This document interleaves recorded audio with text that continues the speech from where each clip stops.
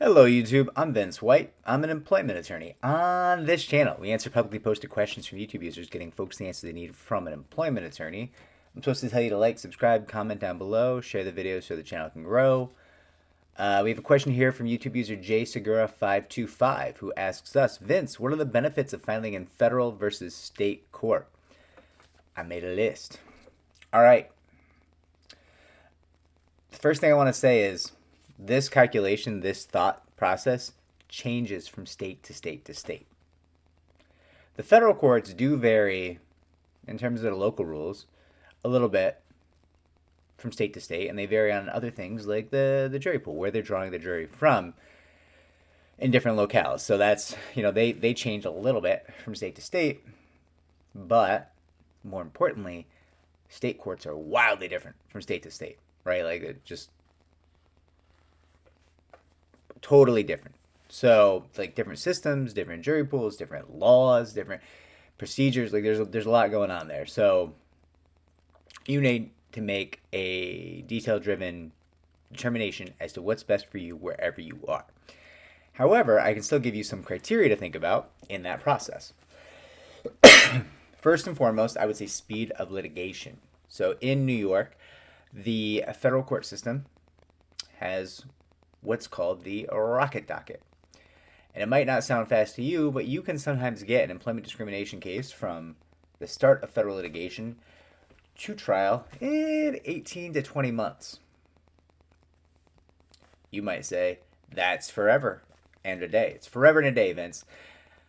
That's fast, because in state court, you might be looking at minimum 2.5, more likely 4 years to get to trial. Just is what it is. Is what it is. So, that's something to think about. That's a big deal in a field where you're waiting on your money for the horrible things that were done to you, right? I mean, some of my clients need that money, and they don't want to be waiting 4 years for it, right?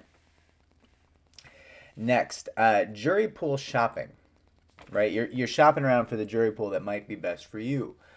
So, federal court systems tend to pull jury pools from multiple counties, right? And that can be fantastic, because if you've got like a really conservative county, like let's say Staten Island, Staten Island's not a great jury pool for employment discrimination cases. I'll tell you that right now. And you got a case that happened, workplace discrimination case that happened in Staten Island, where you go to federal court to get a more diverse, wider spread jury that might not be so predisposed against you. The counterpoint to that is, if you have an employment discrimination case that occurred in, let's say, the Bronx, New York, you're probably going to consider bringing that in the Bronx State Court and get that Bronx jury. So you can do things like when employment defense counsel pops off and starts talking shit in the conference, you can be like, yeah, totally. Yeah, you're making a great point. Yeah, go fuck yourself. It's a Bronx jury. What are you talking about? Who are we pretending? Like what? They're gonna find for you? They're not gonna find for you. Look at yourself. Fuck you. Right? Like and listen, there's a variety of reasons, including that generally the socio-demographic numbers on the Bronx kind of reflect that employers tend to fuck people living in the Bronx over. Employers, New York City, I mean, just the layers of authority that fuck that population over are varied and layered and myriad, right? So a lot of times they're going to look at an employer and be like, I know what you do. I know how you treat people. This is my chance. I can, as a juror, right this wrong for at least one person, and you get some pretty amazing verdicts out of the Bronx, right? You could argue that you might give up the federal statutes in certain situations to get a state local jury, right? So you got to think about that. Now, one of the main reasons why you bring a case in federal court is so you can bring the federal claims. There are federal laws that are powerful, and they have advantages over many of the state laws in many of the states in the United States, right? Like, there's many states where, like, the state laws are substantially weaker than the federal laws. then you got to be in federal court because you got to bring those federal laws. Those laws are better for you. You can still bring the state and local laws. That's the other side of it, right? Like if you're in New York and you're like, oh, I want to bring these federal laws. Well, you can file in federal court and still bring your federal, state, and local laws all in one action, right? That's, generally speaking, a fairly simple play. Often that's the play that wins out after you do all this thinking, right? Federal courts are generally more beyond reproach. And I have to be careful because there's actually some ethical rules about casting doubt upon the legal system. Like as an attorney, I'm not it's part of my licensing guidelines. I'm not encouraged to cast doubt upon the legal system of at the very least New York State and really the legal system in the United States. Now,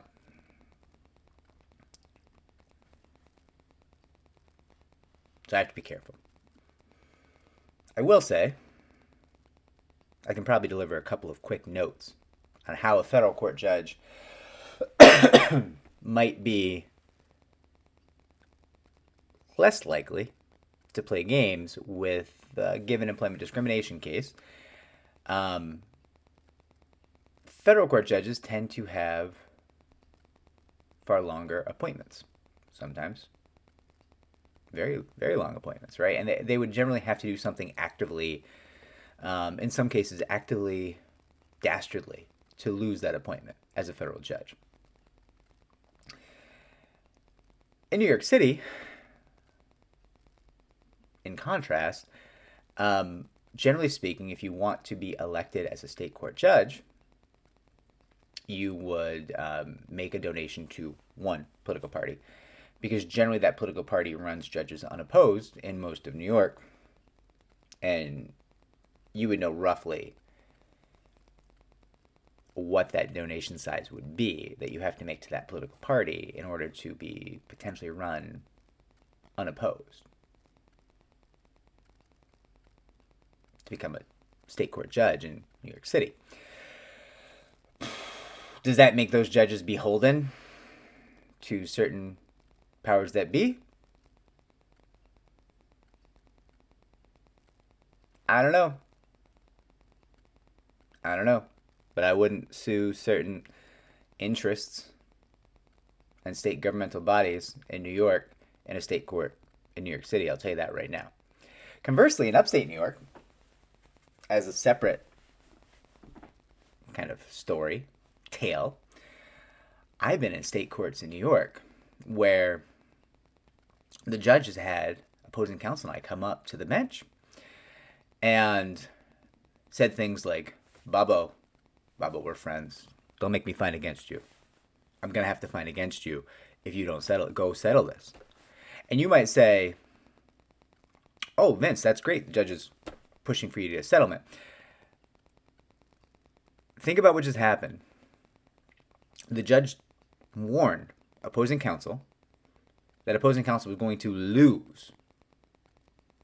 And if opposing counsel lost, that verdict would have gone to a jury to decide, and they would have assigned damages, right? But now opposing counsel has been clued in by his good buddy, the judge, who, not for nothing, has given me a nod. Like, it's kind of a warning shot to defense counsel's hearing from the judge, we're pals. That's not great. Like, do I think the judge is going to throw the case for his friend Babo?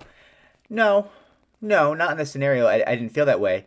But I had concerns about fighting certain issues of like evidence preclusion. Like, are we on an equal playing field? I mean, I keep hearing how Babo's the judge's pal. Like, that's not comfortable. Like, it changes my risk calculus about the decisions we make. And now Babo gets to go to his client and say, hey, judge says we're going to lose, so we should make a settlement offer. We can still settle this case for probably less than the jury might give Vince's client. Judge, just why cluing the guy in? We could have gone could have gone a verdict. My client might have won more. Instead, this guy's going to go to his client, get more money, and keep offering more until my client takes it. Unless my client's asking for so much that it's more than she or he is likely to win at trial, right? So like that's, on one hand, kind of like at first blush, it's a non-story. It's like, oh, judge is on your side, Vince. But no, I mean he's got his fingers on the scale, right? Like I've been disadvantaged. My position has been harmed a little bit by this judge's friendship. I don't love that. I don't love that at all. So listen, am I saying state court judges are corrupt? No. No, I'm not. And even if I was allowed to say that, I would not say that. But I am saying that federal judges, nobody who's appointing them cares about your employment discrimination case. Probably. So it's very, very unlikely that they're under any pressure of any kind to protect anyone in your case. Generally speaking, right? Fee applications. So one of the things that happens in employment law is if you win a case at trial, in certain states and under the federal laws, you get to seek attorney's fees. Now, depending on how your retainer is with your attorney, whatever your attorney gets paid in attorney's fees might reduce your percentage that you're going to pay the attorney. That's how we do it. There are actually firms that double dip, that say we get our percentage plus the attorney fee. And I listen, that to me seems wrong and potentially unethical, but they get away with it, I'm told. Now, these applications used to be called lodestars. They're just fee applications now. Essentially what you're doing is saying, hey, we spent this many hours in this case, and our hourly rate is X amount of dollars. Just call it like $1,100 an hour, right? So the defense should pay our fees for having to do this trial. They should pay our fees for the like 500 hours that we put in this case. And then you put in a bunch of affidavits from people in your industry who are like, yeah, Vince and crew are worth $1,100 an hour. They do great work. They spent the correct amount of time litigating this case. They really did what needed to be done with no extra, no wasted effort. And these hours that they recorded are good and sincere because you can trust Vince and crew. And the judge will then look at all of that and give you some amount of your fee application. Hopefully 100% of the dollar, but probably not. Probably not. Probably they're going to give you some percentage, right? And that's great. You can also do that in state court. In some states, your chances of your fee application being successful in state court can be better than in federal. In other states, it's better in federal than it is in state court. In some states, you don't really have much of a fee application at all under the state laws. So like you got to look at this tension here. Now you might say, well, Vince, why am I worried about fee applications? Less than 2% of cases actually go to trial in this field. Sure, fair. But you're trying to make a very detailed decision as to whether you should be in federal or state court, and this is one of the criteria. And I tend to look at cases and treat every case as if it's going to go to trial.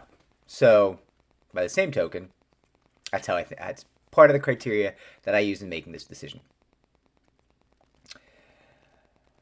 And lastly, federal judges do tend to be a little better versed in the subject matter of workplace discrimination and workplace sexual harassment than state court judges, in my experience.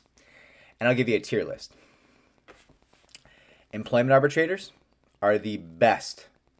There's like administrative law judges who just do employment law and arbitrators who just do employment law. And those are going to be the best versed in employment law because that's all they do. In the entirety of their career, that's all they do. And before they became a judge or an arbitrator, that probably all they did was employment law, right? So they're the top tier. Right below them are the federal judges because they tend to handle a much higher volume in many parts of the country of employment discrimination and employment sexual harassment cases than state court judges do. And at the bottom of that tier, I would put state court judges. Now, give you an example. I have been in a state court, and judge has been like, counselors, defense counsel, plaintiff's counsel, can you come in my chambers for a little bit? Sure, judge. Totally. Yeah, okay. And you go back, and everybody's waiting in the courtroom, and the judge is like, I'm going to need a little primer on the laws in this field. Can you two, like, put something together jointly for me? What? Nope. I mean, people write books on this field. Like, what do you want us to give you, like, what? Like a memo of law? Like a quick read on the laws of this field over the last 40, 50 years? That's what you want from us, judge? Well, we're going to do it because you're the judge. But holy shit. Like, way to not breed confidence, Your Honor. You know, I mean, you've got court attorneys. Have them write you a memo. Why? I mean, not for nothing. Why is defense counsel billing her or his client hourly to do the court attorney's job? I mean, listen, I'm not worried about the defendant, but, like, it is inappropriate that the defendant is paying to educate the judge when the judge has resources meant to help the judge know and understand the law and navigate the law, right? Like, that's very strange. And why am I spending my time doing it? Well, I'm happy to do it because, listen, there's ways that I could potentially benefit my client in doing it. But, you know, you could make the argument, and I don't think you should, because, like, this is kind of a useful thing. You can gain some ground for your client. But I got to spend, what, 300, 400, 500 hours on a case? That's what the attorneys in my firm probably spend on a case. It goes to litigation, right? Actually goes to trial. Now, all of a sudden, they gotta pop 30 more hours in out of their busy work days to write a primer for the judge, because the judge doesn't feel comfortable with this area of law, because the judge doesn't see it that often. That's not great. It's not great.